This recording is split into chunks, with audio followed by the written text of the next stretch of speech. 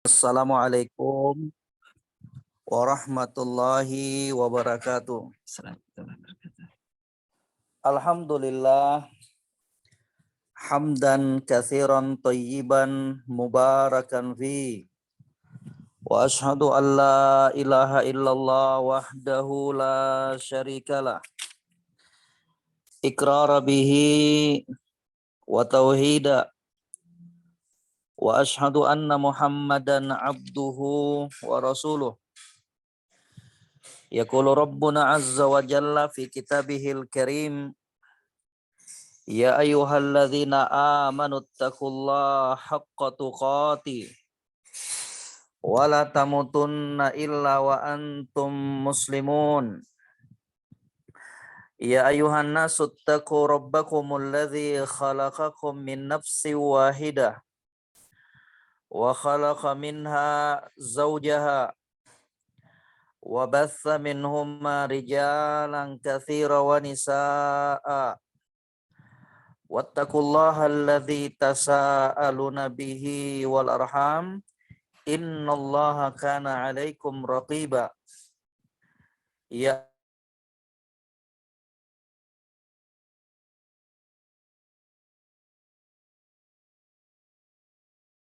Ustaz, putus suaranya Ustaz.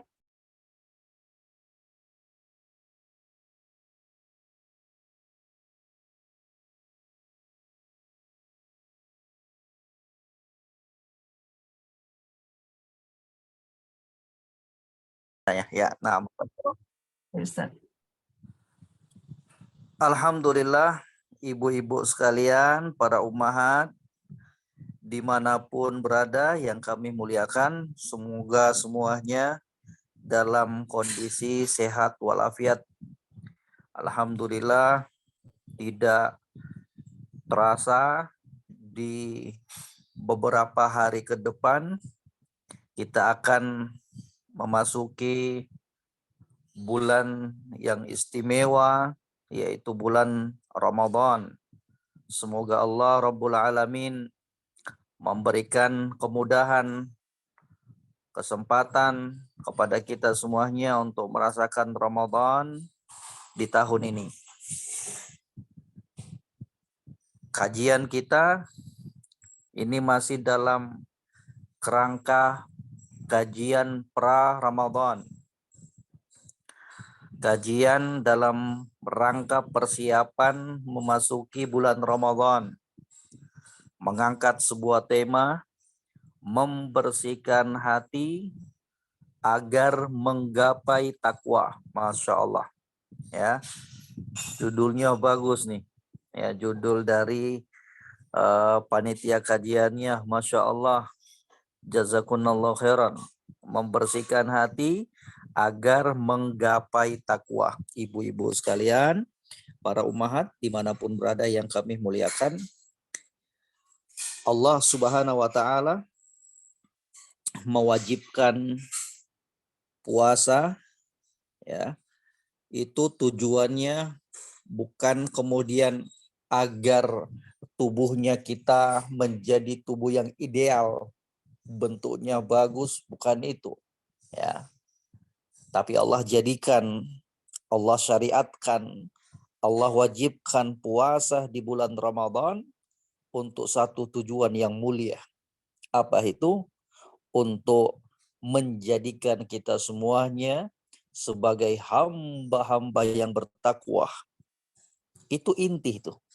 Itu tujuan, itu hikmah pensyariatan puasa di bulan Ramadan. Allah tegaskan di dalam firman-Nya, tepatnya dalam surat Al-Baqarah ayat 183. Al-Baqarah 183.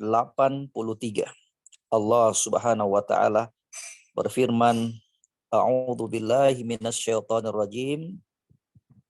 Ya ayyuhalladzina amanu kutiba alaikumus syiyam kama kutiba 'alal ladzina min qablikum la'allakum tattaqun. Wahai orang-orang yang beriman, seruan, panggilan, perintah untuk kita semuanya para hambanya yang mengaku beriman, mengikrarkan keimanan kepada Allah Subhanahu wa taala. Ya ayyuhalladzina amanu kutiba alaikumusiyam. Telah diwajibkan. Kutiba artinya furidha.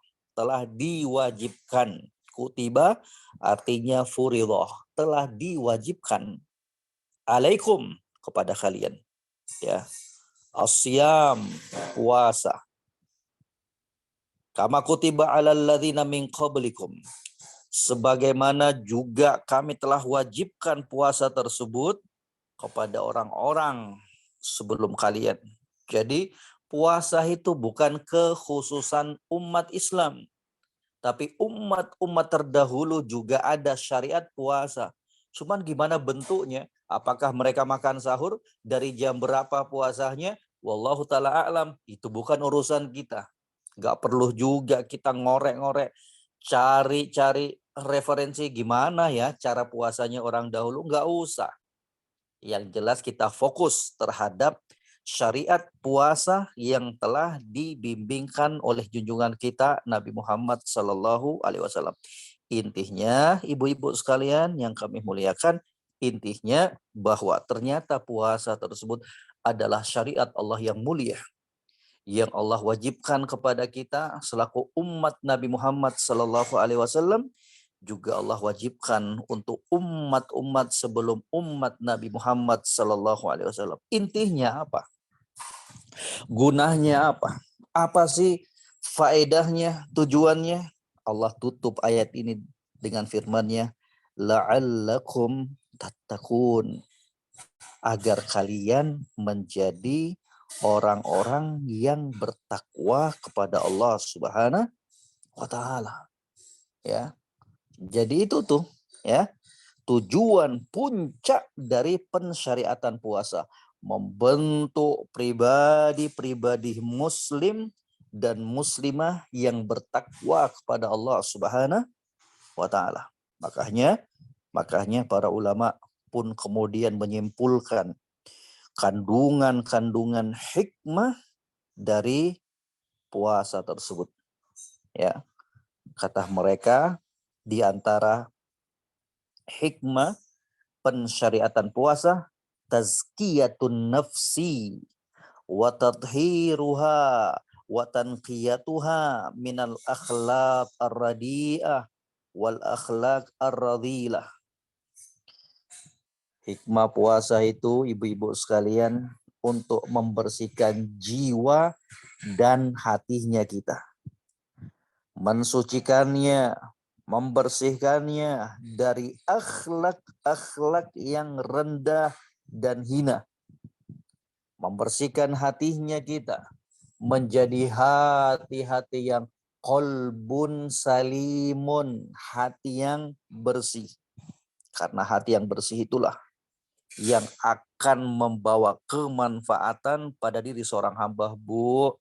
Jabatan, pangkat, harta, anak-anak, istri kita yang kita banggakan, semua itu tidak akan memberikan kemanfaatan kelak di hadapan Allah Subhanahu wa taala.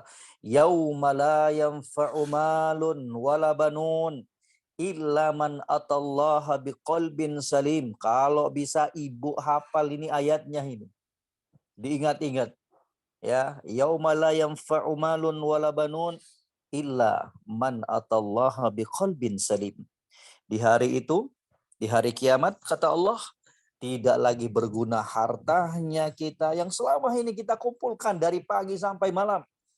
Tidak lagi berguna ya, anak-anak kita yang dahulunya kita banggakan di kehidupan dunianya, tidak berguna semua itu.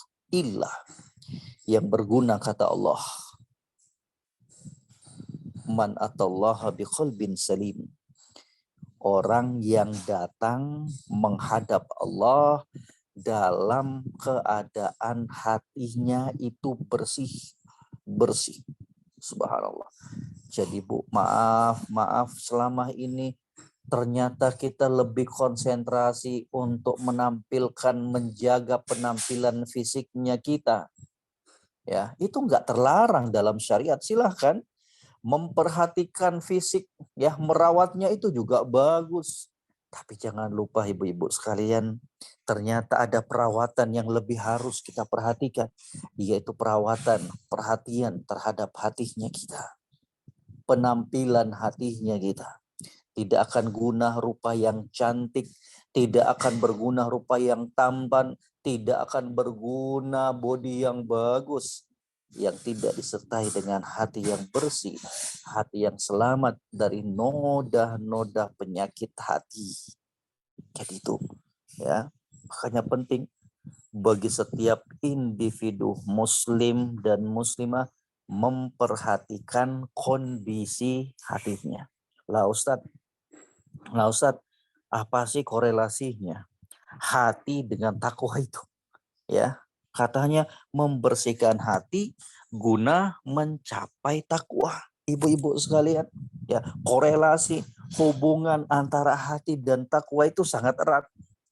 Bu, ibu-ibu sekalian yang kami muliakan, kaum muslimah yang kami muliakan dimanapun berada, takwa itu letaknya di hati. Takwa itu letaknya di hati. Itu harus kita camkan dulu. Letak takwa itu di hati. Ya. Makanya ibu lihat dalam surat Al-Maidah ayat 7. Buka tuh Al-Maidah ayat 7. Apa kata Allah? Wattaqullah innallaha alimun bidzatis sudur.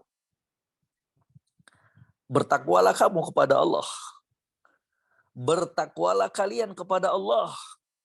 Allah sebutkan dulu perintah untuk bertakwa. Kemudian apa? Innallaha alimun bidzatis sudur. Sesungguhnya Allah Subhanahu wa taala itu Maha mengetahui apa yang berada di hati-hati kalian, di dada-dada kalian. Subhanallah. Ya. Ini menunjukkan apa? Bahwasanya tempatnya takwa itu di hati. Ya. Tempatnya takwa itu apa? Di hati. Subhanallah. Ya, dari situlah akan menjadi baik dan buruknya amalan. Dari hati itu, Ibu. Ya, dari hati itu. Sebuah amalan menjadi baik kalau hatinya, niatnya baik. Sebuah amalan menjadi rusak dan jelek ketika hati dan niatnya rusak dan jelek. Betul-betul peranan hati itu luar biasa. Ya. Bahkan para ulama menyebutkan, ibu-ibu sekalian, kalaupun dipermisalkan dengan sebuah pasukan perang, maka hati itu bagi anggota tubuh yang lainnya bagaikan panglima terhadap pasukannya. Panglima tuh, hatinya kita. Maka sekali lagi dicamkan baik-baik bahwa korelasi antara takwa dan hati itu sangatlah erat. Bahwa takwa itu letaknya di hati.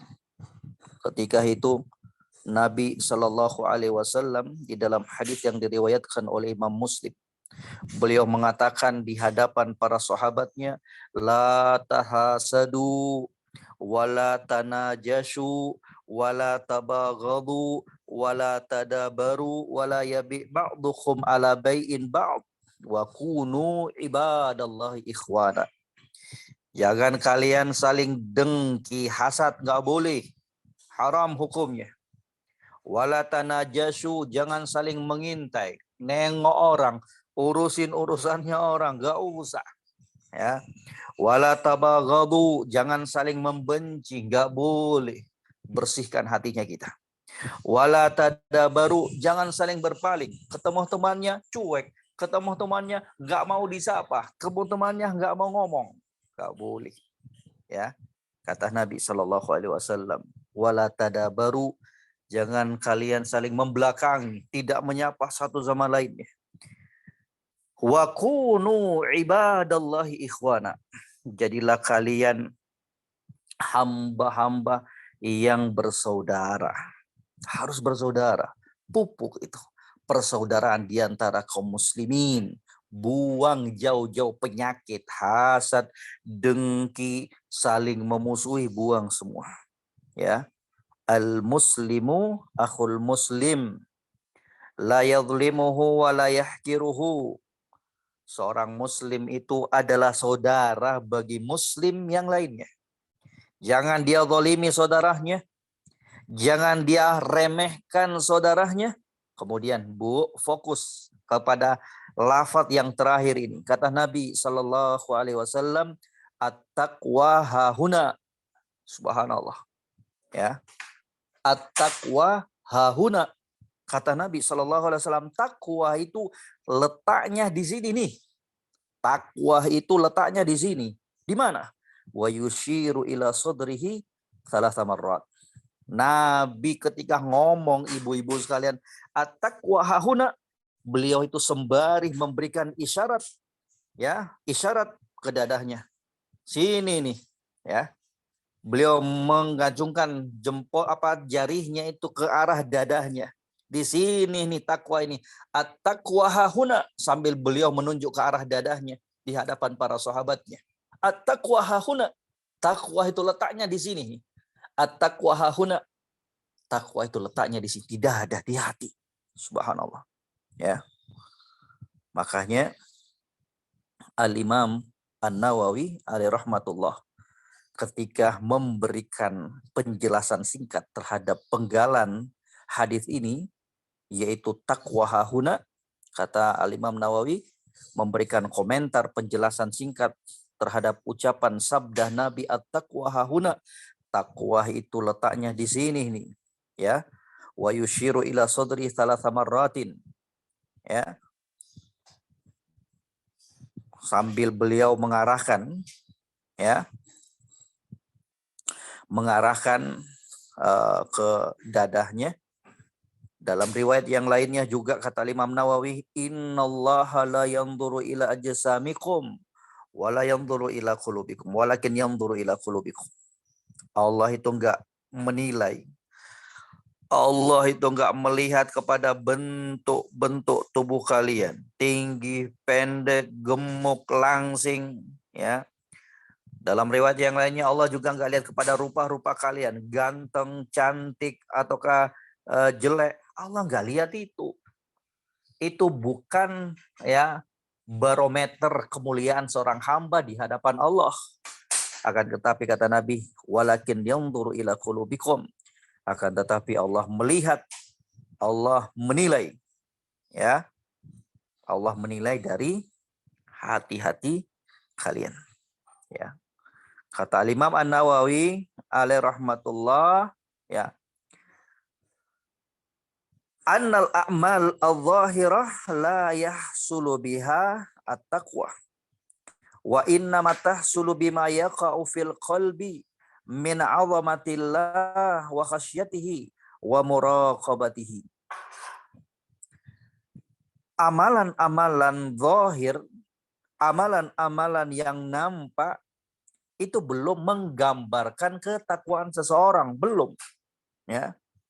Akan tetapi yang menggambarkan takwa seseorang adalah apa yang berada di dalam hatinya. Bu, ada orang yang bersedekah, keluarkan 10 juta, itu kan amalan zahir yang nampak di matanya kita. Tapi belum tentu itu adalah sumber dari takwahnya. Kenapa? Karena bisa jadi dia keluarkan duitnya 10 juta untuk menyumbang tersebut disertai dengan perasaan riya. Betul nggak? Ada orang yang sholat, itu kan amalan zahir yang nampak. Yang kita lihat, zahir, dia sholat. Tapi belum tentu itu menggambarkan ketakwaan yang ada pada dirinya. Kenapa? Ketika dia sholat tersebut riyaan, hanya ingin dilihat oleh manusia. Seperti apa yang terjadi di kalangan orang-orang munafik. Ya, yura'unan nas. Wa idza qamu ila sholati qamu kusala. Ketika mereka berdiri sholat, mereka berdiri dalam keadaan malas. Ya, hanya ingin dilihat oleh manusia. Jadi, kata beliau, amalan-amalan zahir yang nampak itu belum bisa menggambarkan ketakwaan yang ada pada diri seorang hamba. Akan tetapi ketakwaan tersebut hanya terjadi di dalam hati seseorang. Dalam bentuk apa? Pengagungannya kepada Allah, rasa takutnya kepada Allah, dan rasa pengawasan Allah Subhanahu wa taala pada dirinya. Ini nih. Inilah yang menimbulkan ketakwaan. Ketika hati tersebut takut kepada Allah, ketika hati tersebut merasa terus dalam pengawasan Allah Subhanahu wa taala, itulah yang akan mengarahkannya untuk selalu menjaga kualitas dari ibadah yang dia lakukan. Dia nggak ingin ibadahnya rusak disebabkan niatnya yang melenceng. Dia nggak ingin menjadikan amalannya tersebut seperti debu yang berterbangan disebabkan niatnya yang melenceng, tidak ikhlas karena Allah Subhanahu wa taala. Ya. Makanya juga dalam surat Al-Hajj, Ibu bisa lihat di ayat 37. Apa kata Allah? La yanalallaha luhumuha wala dima'uha walakin yanaluhu taqwa minkum. Daging-daging mereka, darah-darah yang mereka sembelih tersebut tidak akan sampai kepada Allah Subhanahu wa taala. Akan tetapi yang sampai diterima oleh Allah apa? At-taqwa minkum, ketakwaan. Ya. Orang bisa saja berkurban dengan seekor unta, dengan seekor sapi yang beratnya 1 ton. Ya, tapi itu semua tidak akan berguna, ibu-ibu sekalian. Kapan? Ketika hatinya melenceng dari niatan-niatan yang jelek. Gak ikhlas. Ya, ternyata berkurban untuk dikatakan sebagai orang yang wah, ingin dilihat oleh manusia. Bukan itu yang Allah terima. Bukan dagingnya, bukan darahnya. Tapi apa? Takwa yang berada dalam hatinya. Yang mendasari dan melandasi. Kenapa dia berkurban? Dia berkurban kenapa? Karena Allah. Itu yang akan sampai dan diterima oleh Allah Subhanahu wa ta'ala. Jadi dari sini ibu-ibu sekalian sangat-sangat penting untuk terus kita berbenah diri, ya, untuk terus kita kemudian memperbaiki hatinya kita. Semua kita harus waspada. Semua kita harus waspada terhadap hatinya kita. Hati-hati dengan hatinya kita. Luar biasa, ya. Hati-hati. At-taqwa hahuna. Takwa itu tempatnya di sini, yaitu di hati, kata Nabi Sallallahu Alaihi Wasallam. Ya, jadi luar biasa. Makanya penting ibu-ibu sekalian untuk kemudian kita bahas secara singkat tentang jenis-jenis hati, pembagian hati, ya, itu penting biar kita tahu dan kembali muhasabah, introspeksi dirinya kita. Ini hati saya masuk golongan yang mana ini? Ya, masuk dalam golongan mana ini? Kan tadi kita udah dengarkan itu. Ya, wala tukhzini yauma yub'atsun dalam surat Asy-Syu'ara. Ibu bisa lihat dalam surat Asy-Syu'ara ayat 87 89. Allah Subhanahu wa taala berfirman, wala tukhzini yauma yub'atsun. Ya, ketika Nabi Ibrahim meminta kepada Rabb-nya, ya Allah, jangan engkau rendahkan aku di hari kebangkitan. Yauma la yanfa'u malun wala banun, di hari yang tidak lagi berguna harta dan anak-anak, illa man atallaha biqalbin salim, kecuali orang yang datang menghadap Allah dalam keadaan membawa hati yang bersih. Ditekankan lagi oleh junjungan kita Nabi Muhammad sallallahu alaihi wasallam dalam hadis An-Nu'man Ibnu Bashir, ala wa inna fil jasadi mudghatan. Ketahuilah, kata Nabi, seruan untuk kita semuanya, panggilan untuk kita semuanya. Ala, ketahuilah, wa inna fil jasadi mudghatan, sesungguhnya dalam tubuh itu ada segumpal daging. Idza saluhat saluhal jasadu kullu wa idza fasadal jasadu kullu ala wahyal qalb. Ketahuilah, kata Nabi, sesungguhnya dalam tubuh itu ada segumpal daging. Jika segumpal daging tersebut baik, maka akan baik seluruh anggota tubuhnya kita. Kalau segumpal daging tersebut rusak, maka akan rusak semua anggota tubuhnya kita. Ketahuilah bahwa segumpal daging tersebut adalah al-qalbu, hati. Hati, ibu-ibu sekalian. Ya. Makanya Al-Hafidh Ibnu Hajar Al-Asqalani rahimahullah ketika memberikan keterangan terhadap penggalan hadis tersebut, kata beliau ya, terhadap hadis yang tadi itu, ketahuilah bahwa dalam dirinya kita ada segumpal daging yang apabila segumpal daging tersebut baik semua anggota tubuhnya kita. Ya kalau dia rusak semua anggota tubuhnya kita, ketahuilah segumpal daging tersebut adalah hati. Kalau hati kita bagus, mata menjadi bagus. Kalau hatinya kita bersih, bagus, maka mulutnya kita bagus, Bu. Kenapa ada mulut yang kotor? Kenapa ada mulut yang ketika mengeluarkan kata-kata pedes, ya, tajam, menyayat hati orang? Karena hatinya kotor, nggak bersih, rusak. Kenapa sih ada orang yang gampang memukul orang, menendang orang? Karena hatinya. Kan tadi udah disebutkan oleh Nabi, kalau hatinya baik, bakalan baik semua anggota tubuhnya. Sebaliknya, kalau hatinya jelek, maka akan jelek semua anggota tubuhnya. Kata Al-Hafidh Ibnu Hajar Al-Asqalani alaihi rahmatullah, tanbihun ala ta'zimi qadaril qalb wal hathu ala solahihi.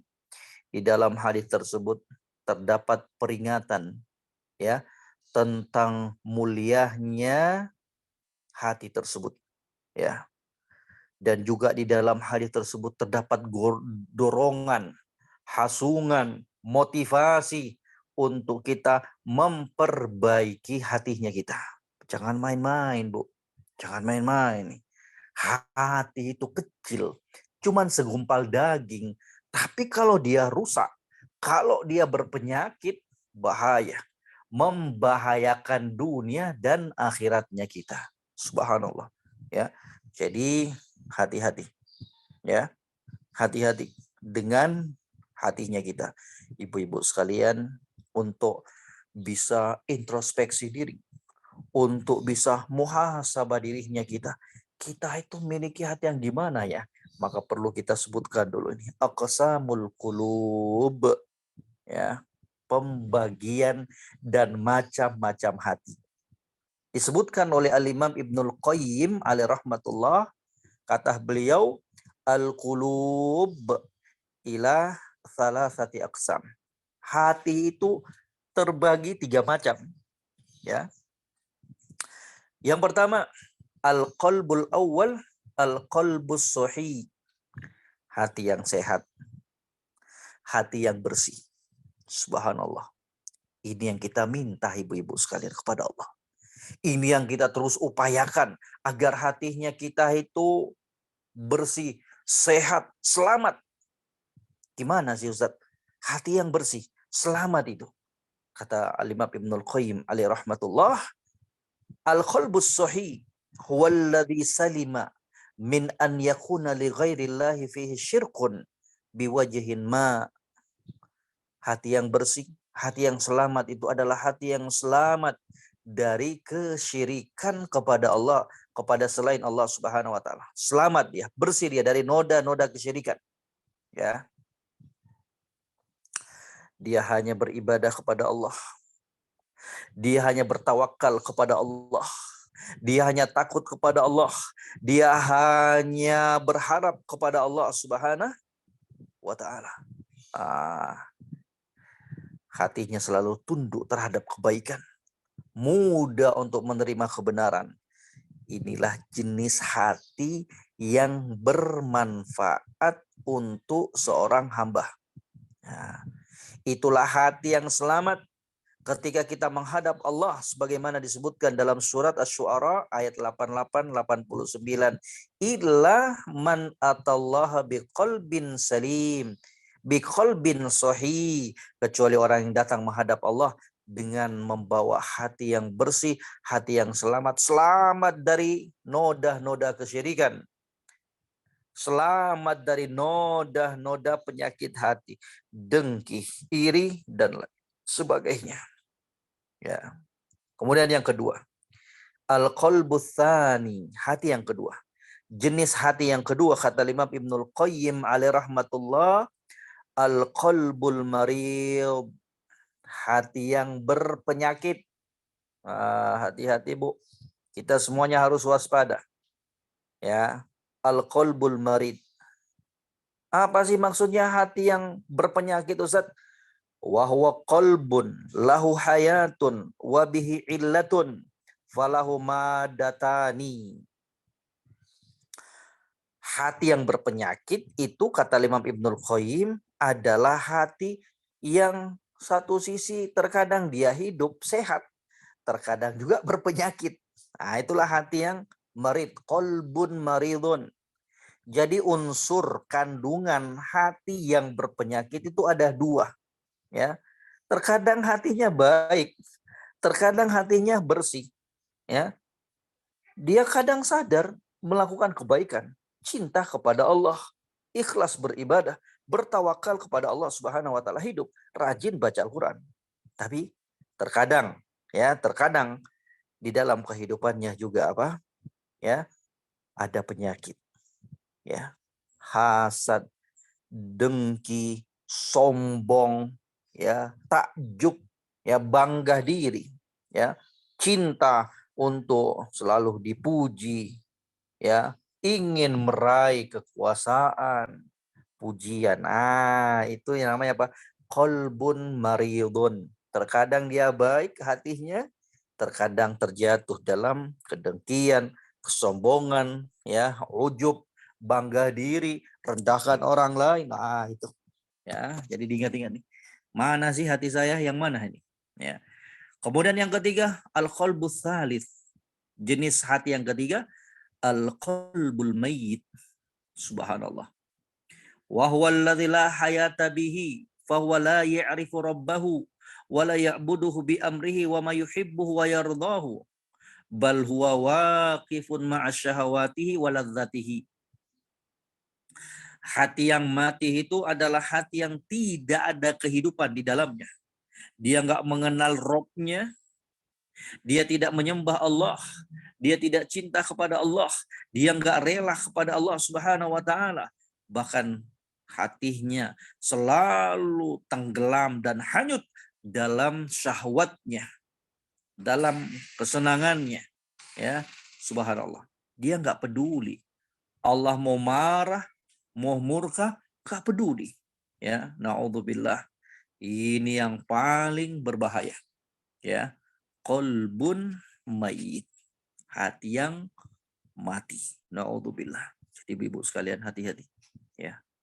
Makanya kita itu harus betul-betul, ya, menjaga kebersihan hatinya kita. Jangan sampai, ya, hatinya kita itu mengeras, membatu, berpenyakit, ya. Karena juga diterangkan oleh para ulama, ya, bahwasanya hati itu bisa mengeras bahkan lebih keras dibandingkan batu. Hati itu bisa menjadi keras, bahkan lebih keras dibandingkan batu sekalipun. Ya. Subhanallah. Ya. Lantas apa sih perkara-perkara yang membuat hati seseorang tersebut bisa mengeras? Ya. Apa yang terkadang menjadikan hati seseorang itu menjadi keras, bahkan lebih keras dibandingkan batu? Ya. Itu para ulama kemudian menyebutkan, ya, di dalam surat Az-Zumar Allah sebutkan itu, ya, fawailul lil qasiyati qulubuhum min dzikrillah ulaika fi dhalalin mubin. celaka, binasa orang-orang yang mengeras hatinya, yang lalai hatinya dari berzikir kepada Allah. Mereka itulah yang berada dalam kesesatan yang nyata. Ya.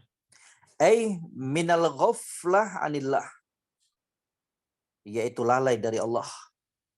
Fal qalbu yaksu li'annahu la yadhkurullah. Salah satu sebab hati mengeras, ibu-ibu sekalian, hati menjadi berpenyakit, salah satu faktornya, sebabnya apa? Ya, la yadhkurullah. Dia jarang dan tidak mengingat Allah Subhanahu wa taala. Dia tidak berzikir kepada Allah Subhanahu wa taala. Semakin kita lalai kepada Allah, semakin kita jauh dari berzikir mengingat Allah Subhanahu wa taala, maka semakin itu pula kekerasan hatinya kita.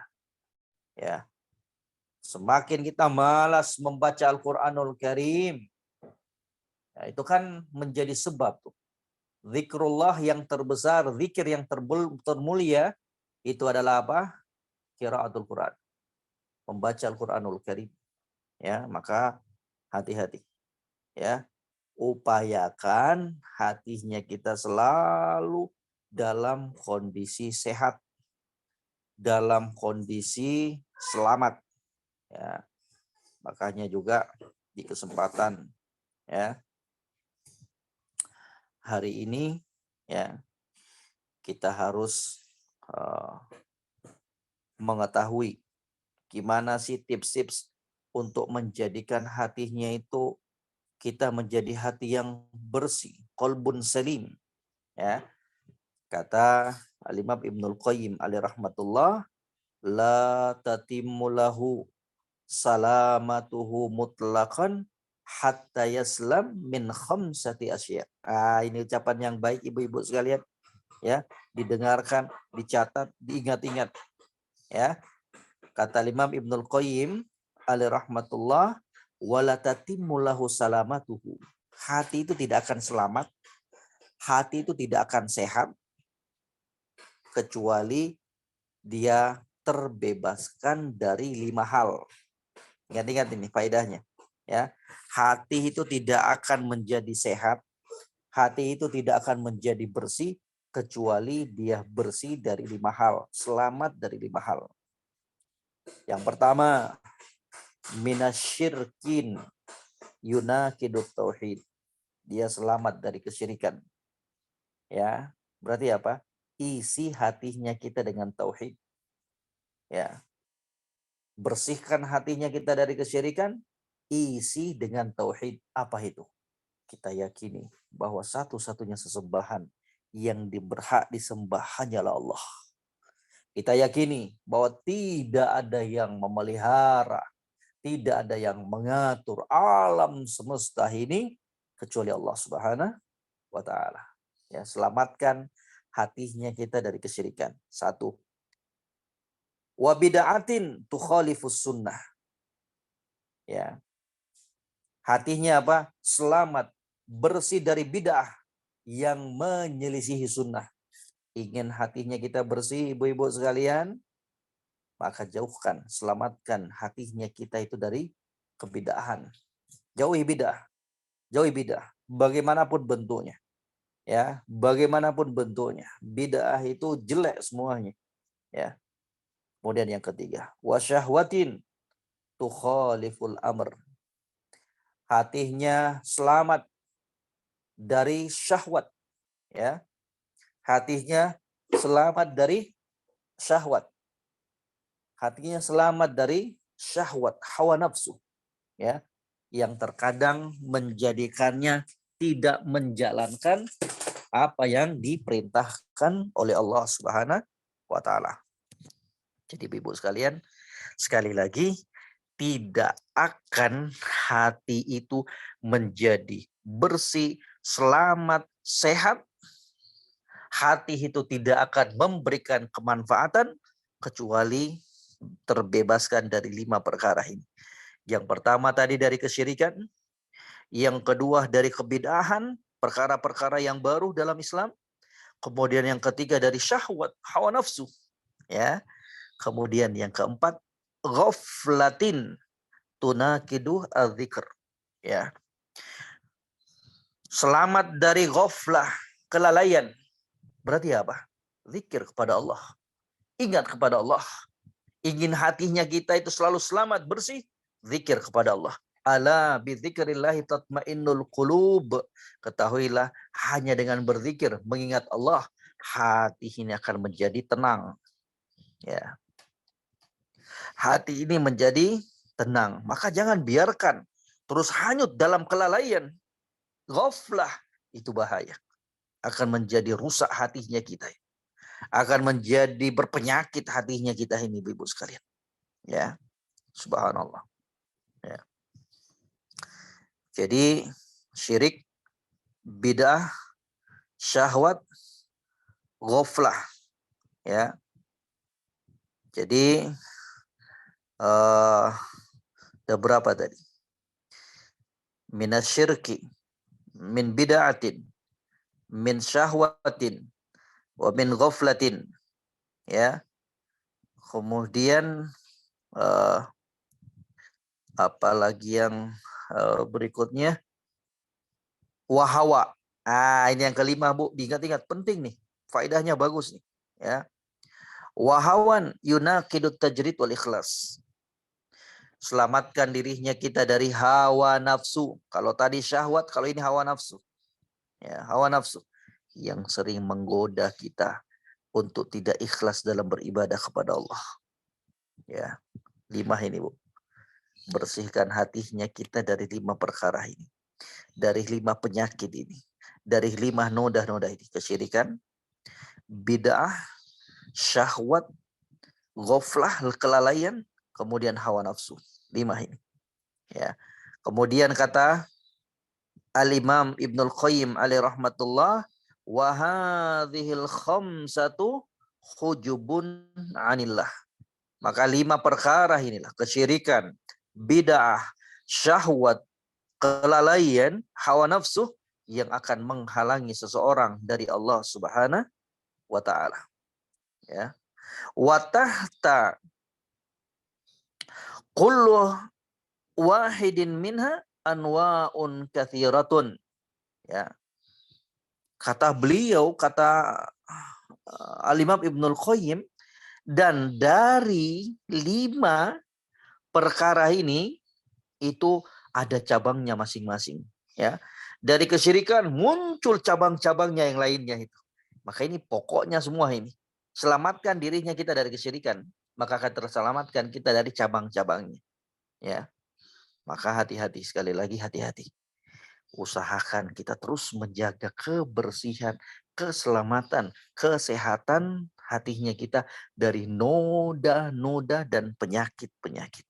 Bu, Ibu, jamaah sekalian, kaum muslimah, ya.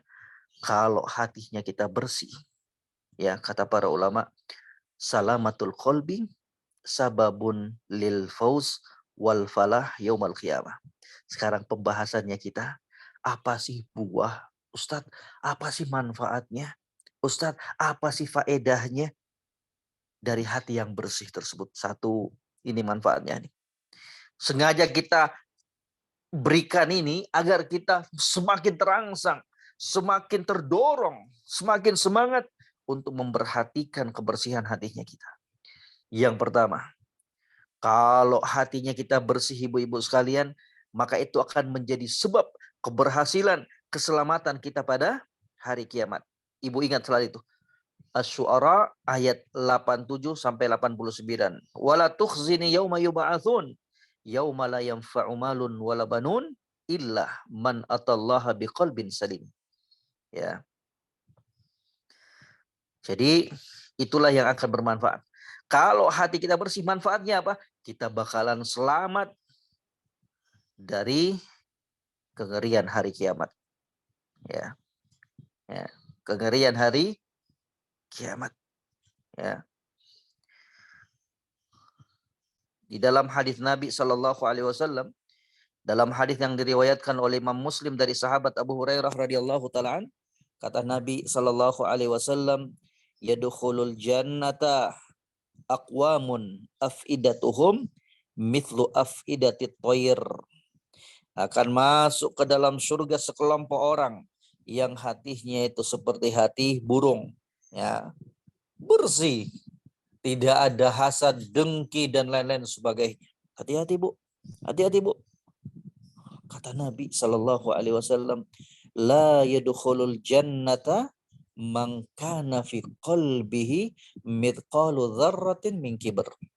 Tidak bakalan masuk ke dalam surga hati yang di dalamnya masih ada kesombongan, walaupun kesombongannya itu hanya sebesar biji sawi. Kecil aja Bu, kecil aja kesombongan itu menempel dalam hatinya kita, maka itu sudah cukup menjadi penghalang kita dengan surga Allah Subhanahu wa taala. Lah gimana kalau kesombongan tersebut telah menguasai hatinya kita. Kalau kesombongan tersebut telah menghitamkan hatinya kita. Kecil aja sombong itu telah menjadi penghalang seorang hamba dengan surga Allah. Apalagi kalau gede, apalagi kalau telah menguasai dan mengotori hatinya. Na'udzubillah. La ilaha illallah. La ilaha illallah. Ya. Jadi hati-hati. Ya. Hati-hati. Manfaat yang kedua, Bu, dari orang-orang yang memiliki hati yang selamat, qalbun salim, qalbun sahih.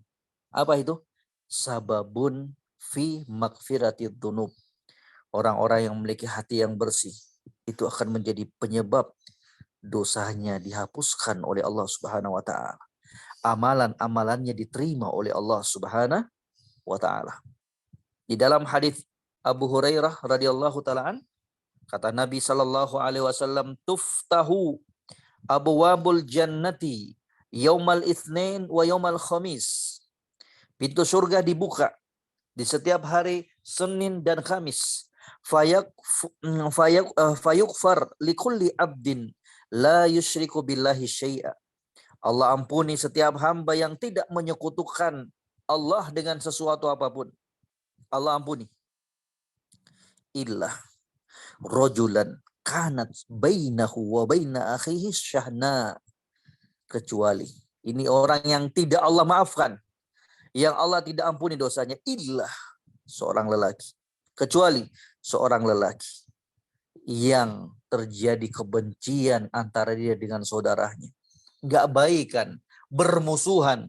Allah nggak ampuni. Ya, berarti apa? Orang yang bersih hatinya.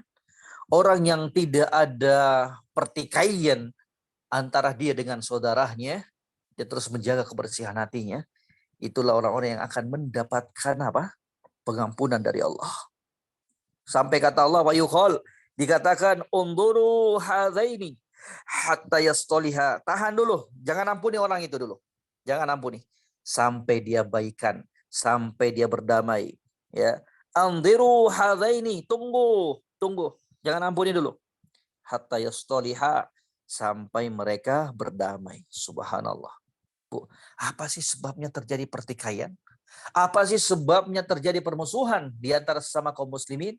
Jawabannya apa? Karena hatinya nggak selamat, hatinya nggak bersih, hatinya berpenyakit. Ya, dikit-dikit ngambek sama temannya, musuhi temannya, dengki, iri, hasad. Naudzubillah, remehkan orang lain. Itu semuanya bagian dari apa? Efek hati. Subhanallah. Ya. Jadi bahaya tuh. Ya. Bahaya. Ya. Kemudian dari manfaat yang berikutnya, ya, bahwa kebersihan hati, selamatnya hati, wasilatun limahabbatillah, akan menjadi sarana. Kebersihan hati kita, keselamatan hatinya kita, itu akan menjadi wasilah, perantara, sarana untuk meraih cinta Allah Subhanahu wa taala. Nah, itu penting, Bu. Ya. Ingin kita dicintai oleh Allah, bersihkan hatinya kita. Kata Nabi Shallallahu Alaihi Wasallam, ya, haqqat mahabbati lil mutahabina fiyya. Aku akan cinta, ya. Aku akan berikan cintaku kepada orang-orang yang saling mencintai karenaku. Kenapa kita saling cinta? Kita cinta saudaranya kita seiman karena Allah. Berarti apa? Hatinya bersih. Gak mungkin bisa terwujudkan saling cinta di antara sesama kaum muslimin karena Allah. Cinta karena Allah itu mustahil akan terwujudkan kalau tidak dilandasi, tidak diawali dari apa? Hati yang bersih. Betul nggak? Ya. Makanya Allah sebutkan haqqat mahabbati. Kecintaanku akan aku berikan lil mutahabina fiyya, untuk orang-orang yang saling mencintai karena inilah yang akan bermanfaat, cinta mencintai karena Allah, ya. Wa haqqat mahabbati lil mutazawirina fiyya. Aku akan berikan cintaku tersebut, kata Allah, kepada orang-orang yang saling mengunjungi satu sama lain. Kenapa dia datang berziarah kepada temannya? Kenapa dia datang mengunjungi temannya? Tidak lain karena Allah. Makanya di dalam hadis yang panjang, mungkin ibu-ibu kaum muslimah juga sering dengarkan itu. Kisah seorang lelaki yang dia pergi meninggalkan kampung halamannya menuju kampung yang lainnya untuk mengunjungi, berziarah kepada temannya. Kemudian Allah sengaja mengutus seorang malaikat yang datang dalam bentuk dan rupa seorang lelaki. Di tengah perjalanan, lelaki yang ingin menziarahi temannya tersebut, malaikat yang datang dengan rupa manusia ini mengatakan, aina turidu? Ente mau kemana? Kamu mau kemana? Kata sang lelaki ini, uridu akhandi fi hadhil qaryah. Saya itu pengen jenguk, pengen ziarah, pengen kunjungi teman saya di desa itu. Kata malaikat yang berbentuk laki-laki manusia ini, wahal alaika al-jaza tarubuhu.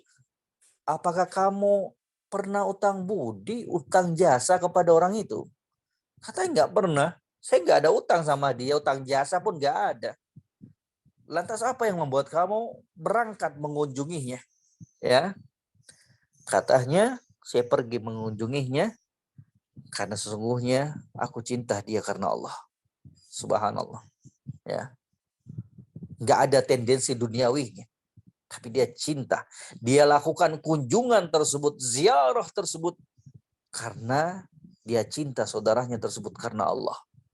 Ya, bukan karena bisnis, bukan karena jabatan, bukan. Tapi yang melandasi kepergiannya untuk menziarahi temannya tersebut karena Allah. Dia cinta kepada temannya tersebut.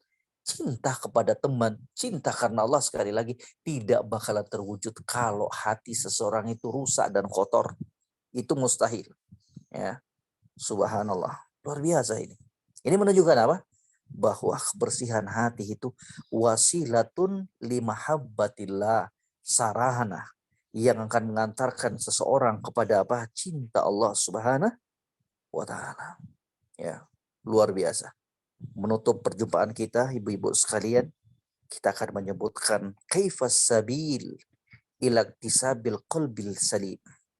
Apa sih tips-tipsnya untuk bisa meraih dan menjadikan hatinya kita bersih?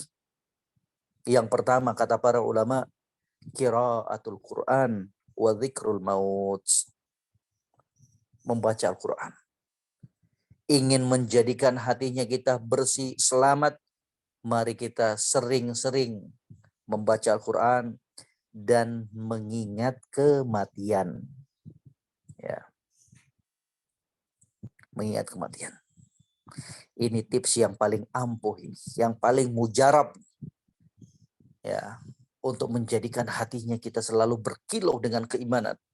Untuk menjadikan hatinya kita selalu hidup, sehat, banyak membaca Al-Quran dan sering-sering mengingat kematian. Di dalam hadis Abdullah ibnu Umar, ibu-ibu sekalian, kata Nabi Shallallahu Alaihi Wasallam, Inna hadil qulub tasda' kama yasda'al hadid idza asabahul ma. Sesungguhnya hati itu akan berkarat seperti besi yang apabila kena air juga akan berkarat. Iya, Bu. Ya, hati itu kata Nabi bisa berkarat. Ya, sebagaimana besi bisa berkarat. Kalau sering-sering kena air, qila ya Rasulullah, wa majilauha. Wahai Rasulullah, gimana sih untuk menjadikan kembali berkilau yang berkarat tersebut menjadi berkilau? Bagaimana sih cara menjadikan hatinya ini berkilau, menjadikan hatinya kita bersih, menjadikan hatinya kita bersih? Kata Nabi Shallallahu Alaihi Wasallam, kathratu dzikril maut wa tilawatul Quran. Dengan membanyak mengingat kematian dan banyak membaca Al-Quranul Karim. Ibu, terlebih khusus kita yang menjelang memasuki bulan Ramadan. Kalau kita lalai lagi, malas, lalai membaca Al-Quran di bulan Ramadan, lagi mana dengan bulan-bulan yang lain? Kalau bulan Ramadan saja yang disifatkan oleh para ulama sebagai syahru qiraatil Quran, bulan menghafal dan membaca Al-Quran. Kalau di bulan Ramadan saja kita malas, masih enggan membaca Al-Quran, maka jangan harap kita bakalan semangat membaca Al-Quran di luar bulan Ramadan. Ramadan saja yang bulan penuh dengan keberkahan, bulan untuk seseorang itu betul-betul maksimal melakukan ibadah. Lah di situ kita malas membaca Al-Quran, lagi mana dengan 11 bulan yang lainnya di luar bulan Ramadan. Momentum ibu-ibu sekalian untuk kita berbenah diri, memperbaiki interaksinya kita dengan Al-Quranul Karim. Upayakan tiap hari membaca Al-Quran, terkhusus di bulan Ramadan, punya target minimal khatam sekali.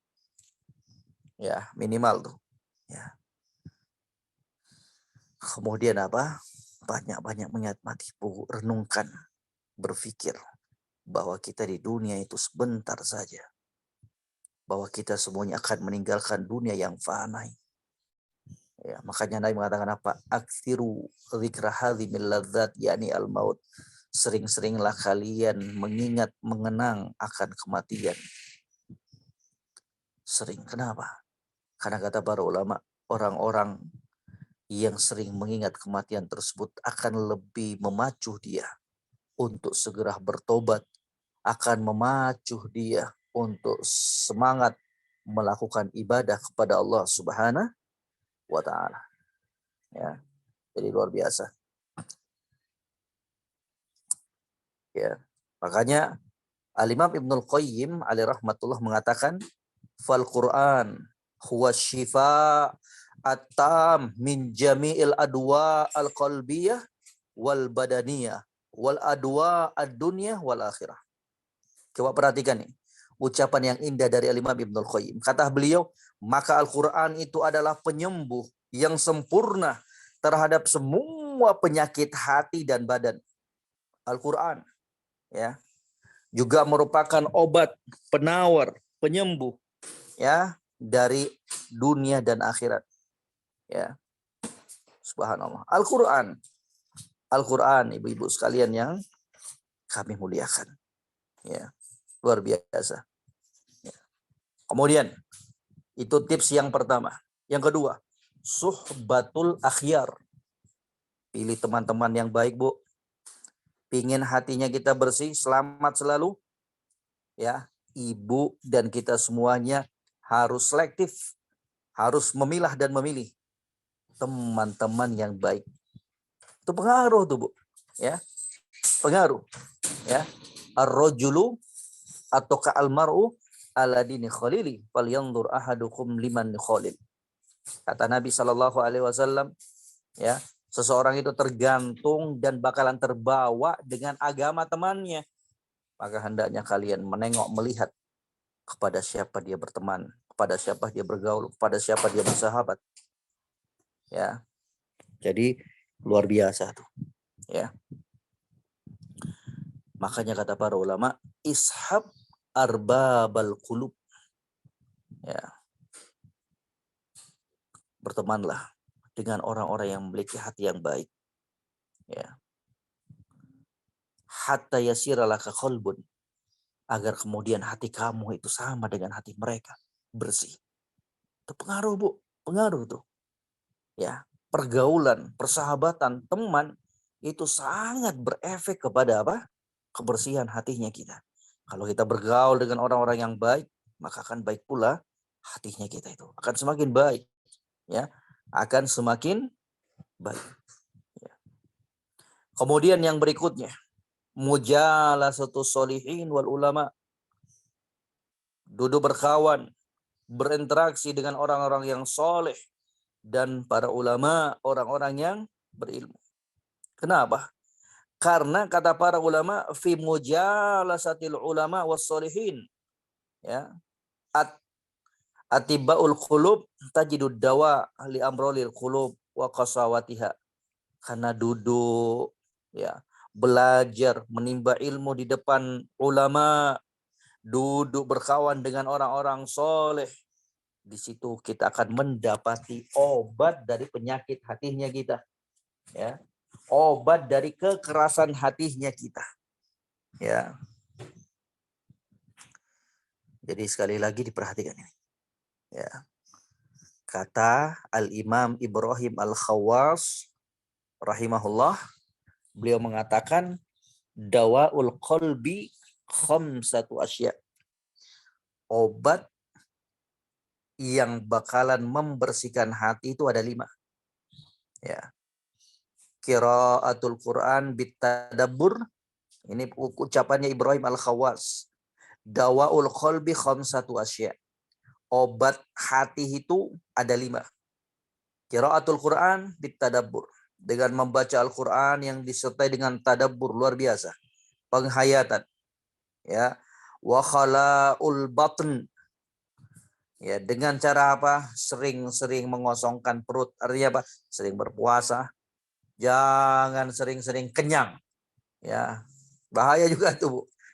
Ustadz, jadi kalau makan nggak boleh kenyang. Boleh makan. Boleh makan. Kenyang. Tapi jangan menjadikan itu sebagai kebiasaannya kita. Kalau makan harus sampai penuh perutnya. Ya, bahkan kalau bisa sampai muntah, naudzubillah. Itu bahaya, Bu. Ya. Orang-orang yang tidak membiasakan dirinya apa kosong perutnya itu bahaya itu. Ya, sering penuh perutnya itu bakal membuat dia apa? Malas beribadah, malas bergerak. Ya. Jadi sekali lagi makan sampai kenyang nggak larang, ya, cuman tercelah kalau dijadikan sebagai kebiasaan. Setiap makan harus kenyang sekali, penuh, nggak ada lagi ruang untuk udaranya, nggak ada lagi ruang untuk air minumnya. Naudzubillah. Ya, wa qiyamul lail,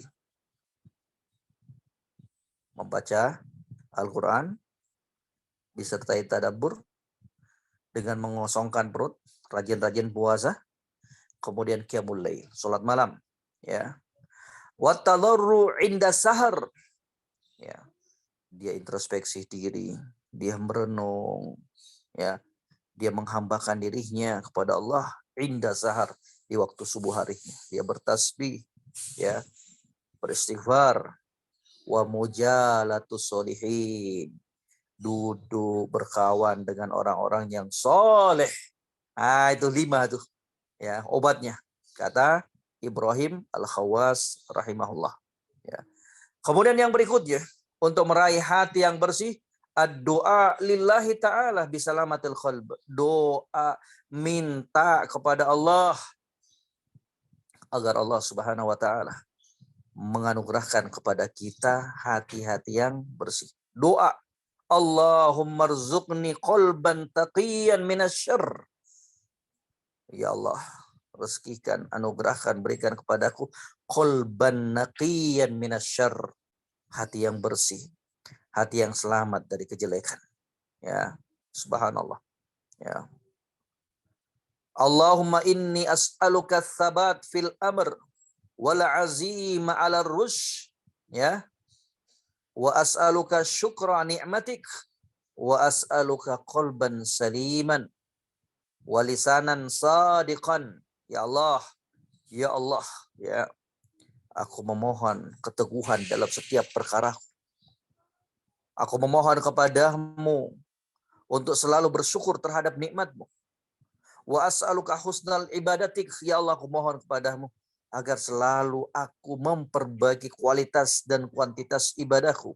Wa as'aluka qalban saliman, Aku mohon kepadamu wahai Allah, hati yang salim, hati yang bersih. Doa, Bu. Wa as'aluka qalban saliman, ya. Dan aku minta kepadamu hati yang bersih. Subhanallah. Doa, doa, doa. Minta kepada Allah agar Allah Subhanahu wa taala ya menganugerahkan kepada kita hati yang bersih, hati yang selamat dari penyakit-penyakit hati. Ya, subhanallah. Ya. Jadi itu ibu-ibu sekalian dari beberapa tips yang disebutkan oleh para ulama. Tentunya masih banyak lagi, tapi itu poin-poin yang penting tuh. Ya, tips untuk bisa menghasilkan dan meraih hati yang selamat. Semoga Allah Rabbul Alamin menjadikan kita hamba-hambanya yang selalu menjaga kebersihan hati. Semoga Allah Subhanahu wa taala menganugerahkan kepada kita semuanya hati yang bersih. Semoga Allah Subhanahu wa taala menjadikan kita hamba-hambanya yang bertakwa kepadanya. Demikian Ummu Nur, barakallahu fik. Semoga apa yang singkat ini, yang ringkas ini memberikan kebaikan, pencerahan, pengingat untuk kita semuanya. Wallahu ta'ala alam, dan semoga Allah memberikan kekuatan hidayahnya untuk kita mengamalkan apa-apa yang telah kita dengarkan dari kebaikan ini. Barakallahu fiik. Wallahu ta'ala alam. Kalau masih ada waktu nantinya kita buka sesi tanya jawab. Barakallahu fiik. Dikembalikan kepada Ummu Nur. Jazakillahu khairan. Baik, wajazakallahu khair Ustaz. Barakallahu fiik Ustaz atas ilmu dan penyampaian, Masya Allah sangat padat dan tuntas Ustaz terkait dengan hati, jenis-jenis hati Alhamdulillah. hingga memperbaiki hati. Benar Ustaz, hati-hati dengan hati. Ya, itu intinya semua itu, hati-hati dengan hati. Nah Ustaz. Ini Ummu Nur, barakallahu fiik. Saya lihat ada masuk pertanyaan ini. Nah Ustaz. Ya. Sekarang kami buka sesi tanya jawab kepada akhwat dan ummahat. Jika ada sebarang pertanyaan. Saya baca dulu ini ya Ummu Nur ya. Ada yang masuk nih saya lihat nih. Dari Mutia Marzuki. Barakallahu fiik. Assalamualaikum Ustaz. Waalaikumsalam warahmatullahi wabarakatuh. Izin bertanya. Bagaimana jika seseorang dijauhi keluarga karena jatuh miskin dan dia sudah berupaya, sudah hijrah, ya berusaha menjalin silaturahmi, tapi tidak diterima? Apakah dia berdosa? Bagaimana menyikapinya? Jazakallahu khairan. Barakallahu fiik. Ya, barakallahu fiik. Jadi Ummu Mutia Marzuki, ya Mutia Marzuki, barakallahu fiik. Kalau kita jatuh miskin, jangan berkecil hati.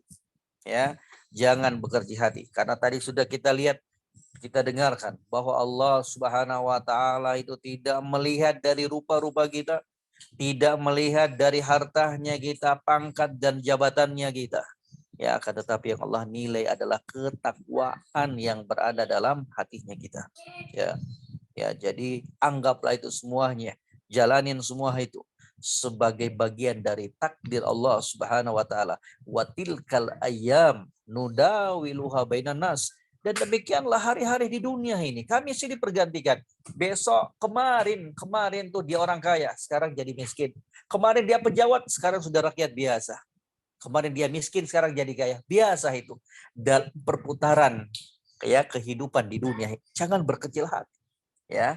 Alhamdulillah, yang penting musibah tersebut tidak melanda agamanya kita dan keimanannya kita. Ya, kita mau jatuh miskin, ya, kita mau sakit ini, alhamdulillah ala kulli hal. Yang penting tidak menyerang penyakit tersebut ke dalam agamanya kita, keimanannya kita. Makanya kata para ulama, ketika aku tertimpa musibah, maka aku akan selalu memuji Allah. Kenapa dia puji Allah? Kenapa? Karena ketika saya melihat musibah yang aku dapati, aku jalani, ternyata di sana ada orang yang lebih dahsyat cobaannya. Ya. Dan aku memuji Allah, ternyata musibah tersebut tidak mengenai terhadap agamaku. Itu yang paling bahaya. Kalau musibah itu menyangkut agamanya kita, futur, ya, murtad, naudzubillah, itu yang bahaya. Itu yang lebih berbahaya. Itu musibah yang lebih dahsyat. Ya, itu musibah yang lebih dahsyat. Jadi sekali lagi untuk kita semuanya yang mungkin keadaannya dulu baik-baik saja, Ekonominya Masya Allah, kemudian jatuh miskin, jalanin semuanya. Selama kita nggak bermaksiat kepada Allah. Ya, kemudian jangan sampai perubahan kehidupan itu yang dahulunya enak, yang dahulunya serba kecukupan, sekarang jatuh miskin, kemudian menggoyangkan keimanan kita. Nggak boleh. Seorang muslim dan muslimah harus tetap istiqomah dalam keadaan kaya ataupun miskin. Harus istiqomah. Kenapa? Karena zat yang kita sembah satu. Zat yang kita sembah ketika kita kaya, itu juga zat yang kita sembah ketika kita miskin. Harus istiqomah. Istiqomah. Ya, kuatkan hatinya kita. Tetap berprasangka baik kepada Allah. Bisa jadi kekayaan itu nggak baik buat kita. Wa asa antakrahu syai'a wa huwa khairun lakum. Bisa jadi ada sesuatu yang kalian benci. Kemiskinan, kita nggak senang miskin. Tapi ketika kemiskinan tersebut sudah ditetapkan oleh Allah, maka yakin bisa jadi dari kemiskinan tersebut membawa kebaikan buat kita. Bisa jadi dengan kemiskinan tersebut kita lebih fokus untuk lebih mendekatkan diri kepada Allah. Ingat, orang-orang miskin itu akan masuk ke dalam surga 50.000 tahun sebelum masuknya orang kaya. Ya, 50 tahun sebelum masuknya orang kaya. Ingat kata Nabi, ittalaqtu fil jannah faraitu aktsara ahliha al-fuqara. Aku nengok ke surga Allah. Ternyata yang paling banyak penghuni surga tersebut adalah orang-orang miskin. Miskin di situ bukan orang miskin tok, tapi apa? Miskin yang disertai dengan keimanan kepada Allah. Miskin yang disertai dengan ketakwaan kepada Allah Subhanahu wa taala. Lebih bagus miskin kekurangan, tapi dia bertakwa kepada Allah, menjaga ibadahnya dibandingkan kaya tapi lalai. Demi Allah, kemiskinan yang disertai dengan ketakwaan itu jauh lebih bagus untuk seorang hamba dibandingkan kekayaan yang melalaikan dia dari beribadah dan bertakwa kepada Allah Subhanahu wa taala. Jadi besarkan hatinya dulu, optimis, berbaik sangka kepada Allah, ya. Kemudian alhamdulillah, puji Allah, kita sudah berhijrah. Yang dahulunya kita terjatuh dalam perbuatan ini dan itu, alhamdulillah Allah memberikan hidayah tersebut. Dan ini hakikatnya adalah kekayaan yang sebenar-benarnya. Allah tampakkan kita jalan. Itulah kekayaan yang demi Allah. Itulah kekayaan yang demi Allah lebih bagus dibandingkan kesenangan kehidupan dunia ini. Lezatnya iman, lezatnya cinta kepada Allah, lezatnya istiqomah itu demi Allah lebih lezat dibandingkan kesenangan dunia. Dunia itu ibu-ibu sekalian enaknya cuma di mata. Makanan yang enak di dunia ini cuma enak di mulut, tapi tidak dengan iman yang telah menancap pada diri seseorang. Kelezatannya akan terasa sampai ke hatinya, yang dia tidak akan mungkin mau untuk menukarnya dengan apapun. Coba tuh, Bilal ibn Rabah sampai disiksa demikian dahsyatnya, nggak mau goyang. Kenapa? Karena kelezatan iman yang telah dirasakan menancap kuat di dalam hatinya, tetap kokoh. Ya, alhamdulillah Allah berikan kita hidayah. Kemudian, Ustaz gimana tuh? Keluarga saya, mereka semua putuskan hubungan. Tetap jalin. Hari ini kita datang ke rumah dia, hari ini kita telepon, hari ini kita WA dia, gak dibalas, jangan berputus asa. Datang lagi ke rumahnya, Ustaz gak dibukain pintu, gak apa-apa, datang aja. Kata Nabi SAW, la yadkhulul jannata qati'un, yakni qati'ar rahim. Tidak akan masuk ke dalam surga orang yang pemutus, yaitu pemutus silaturahmi. Allah tahu kita ingin menyambung hubungan silaturahmi dengan mereka. Allah tahu kita ingin menjalin hubungan dengan mereka. Tapi mereka yang putuskan dosa-dosa mereka. Kita berada dalam kebaikan. Kata Nabi, laisal wasil. Bukanlah orang yang menyambung silaturahmi tersebut orang yang ingin membalas budi. Kenapa dia kunjungi keluarganya? Karena banyak utang budinya. Dia dulu berbuat baik. Akan tetapi al-wasil, kata Nabi, orang yang penyambung silaturahmi tersebut adalah orang yang man wasala idza qata'ahu. Dia berupaya untuk terus menyambung silaturahmi walaupun keluarganya, orang-orangnya memusuhi dia, memutuskan dia, memboikot dia, memblokir dia tetap datang. Sepekan lagi dia gak dibukain pintu. Sebulan dia datang, dia WA, gak dibalas, tetap aja dia berusaha untuk menyambungnya. Itulah al-wasil, penyambung silaturahmi yang mendapat kedudukan yang mulia di sisi Allah Subhanahu wa taala. Jangan lupa doakan Ya Allah, bukakan hati mereka, ya Allah. Bukakan hati mereka untuk menerima kami. Barakallahu fiik. Jangan berkecil hati. Jangan berkecil hati. Tetap innamal a'malu binniyat. Allah itu maha mengetahui. Allah maha mengetahui ya hatinya kita. Ya, kita sudah berupaya untuk menyambung silaturahmi, tapi mereka terus memutuskannya. Jangan mereka putus silaturahmi, kita juga putus, nggak boleh. Tapi kita terus ya berusaha menyambungnya. Jangan pernah berputus asa. Wallahu taala alam. Barakallahu fiik. Ustaz, jazakallahu khair. Kemudian barakallahu fiik Munur, barakallahu dari Ummu Nafa, barakallahu fiik Ummu Ustaz, Nafa. mau dibaca ya, silakan. Ya, biar Ummu Nur nggak capek. Ustazah, oh ini Ustadz nih, bukan Ustazah. Ya. Afwan, izin bertanya, apa bedanya syahwat dengan hawa nafsu? Jazakumullah khairan. Barakallahu fiik. Ya. Jadi penyakit ya, hawa nafsu itu lebih luas. Hawa nafsu itu lebih luas cakupannya. Dalam hawa nafsu tersebut ada di dalamnya syahwat. Ya, makanya disebutkan innan nafsa la amaratum bisu. Sesungguhnya hawa nafsu itu ya selalu mengajak ke dalam kejelekan. Hawa nafsu itu lebih luas cakupannya. Ya, syahwat itu bagian dari hawa nafsu. Karena itu kejelekan. Ya, jadi perbedaannya itu. Hawa nafsu itu lebih luas cakupannya, lebih melebar.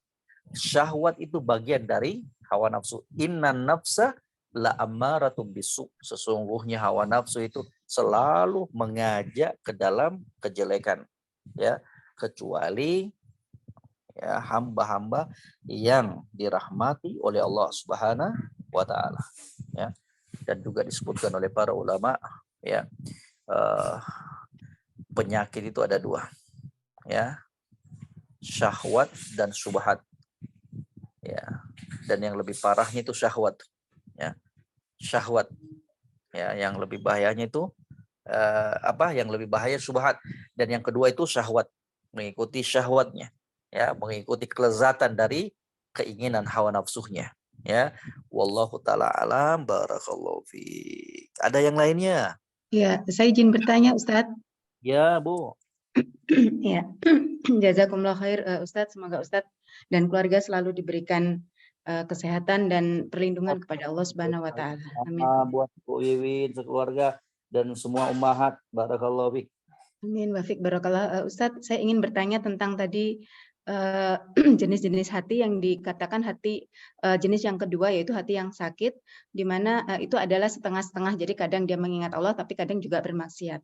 Pertanyaan saya, bukankah setiap orang itu mempunyai indikasi itu Ustadz? Jadi tidak mungkin orang itu akan selalu hatinya itu baik. Misalkan ikhlas itu kan sesuatu yang sulit ya Ustadz. Mungkin ada sebagian orang, tetapi kebanyakan orang tuh akan mempunyai itu Ustadz. Nah, apakah setiap orang yang misalkan dia ada rasa kesal, ada rasa sakit hati atau apapun, itu pasti dikatakan mempunyai hati yang sakit Ustadz? Jazakumullah khair. Ya. Jadi tadi udah diterangkan bahwa maddah unsur dari qalbun marid itu ada dua, ya. Ada unsur kebaikannya, ada unsur kejelekannya, ya. Kalau dia diajak dalam kebaikan ikut, terkadang dia tunduk dalam kebaikan, ketaatan, tapi di lain waktu dia mengikuti hawa nafsunya, kejelekan. Kalau ya kedua unsur ini ada dalam hati seseorang, berarti hatinya itu berpenyakit. Hatinya berpenyakit. Nah, disitulah kita penting untuk menerapinya, ya, menerapinya.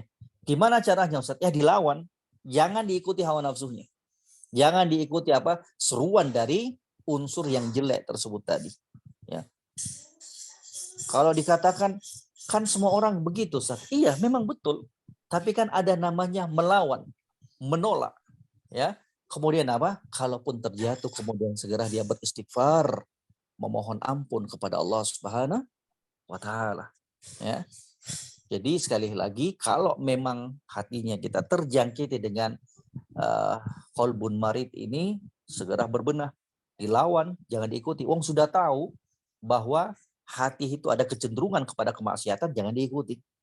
Ya, kalaupun qaddarallahu ma syaa fa'al, kita terjatuh, maka segera untuk kita beristighfar, bertobat kepada Allah Subhanahu wa taala. Yang semoga dengan perbuatan tersebut kita berusaha melawannya, kalaupun terjatuh qaddarallahu ma syafa'al, segera kita bertobat kepada Allah Subhanahu wa taala. Wa anibu ilallah. Kembalilah kalian kepada Allah Subhanahu wa taala. Wallahu taala alam, barakallahu fik.